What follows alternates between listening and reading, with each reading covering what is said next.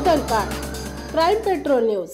जमिनीच्या वादातून रेकॉर्डवरील गुन्हेगार अमर साकोरे आणि त्याच्या साथीदारांनी एका तरुणावर बांबू, दगड, विटांनी मारहाण करून त्याचा निर्गुण खून केला। शुभम चव्हाण असे खून झालेल्या तरुणाचे नाव आहे। ही घटना कात्रजमधील संतोषनगर येथे रविवारी पहाटे 4:30 वाजता घडली। कात्रज येथील एका जमिनीचा वाद या घटनेमागे कारणीभूत आहे।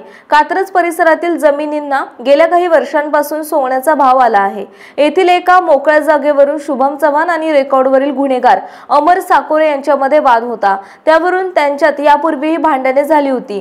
त्या वादातूनच चव्हाण यांच्या घरापासून काही अंतरावर पहाटे 4:30 वाजण्याच्या सुमारास अमर साकोरे आणि त्याच्या 2 साथीदारांनी शुभम चव्हाण याच्यावर लाकडी, बांबू, दगड, विटांनी बेदम मारहाण केली।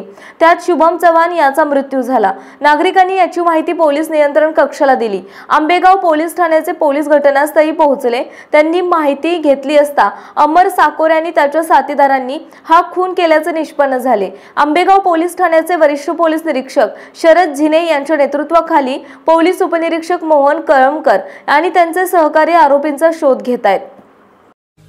आपल्या परिसरातील महत्त्वाच्या बातम्या पाहण्यासाठी आमच्या क्राईम पेट्रोल न्यूजच्या चॅनलला सबस्क्राइब करा आणि बेल आयकॉन प्रेस करा।